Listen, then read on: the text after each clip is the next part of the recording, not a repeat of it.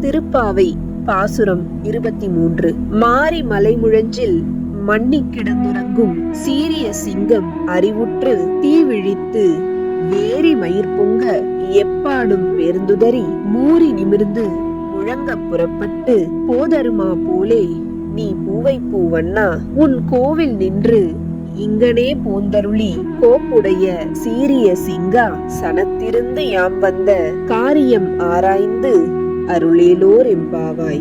கூவின பூங்குயில் கூவின கோழி குருகுகள் இயம்பின சங்கம் ஓவின தாரகை ஒளி ஒளி உதயத்து ஒருப்படுகின்றது விருப்பொடு நமக்கு தேவ நல் செறிகழல் தாளினை காட்டாய் திருப்பெருந்துறை உரை சிவபெருமானே யாவரும் அறிவு அறியாய் எமக்கு எளியாய் எம் பெருமான் பள்ளி எழுந்தருளாயே.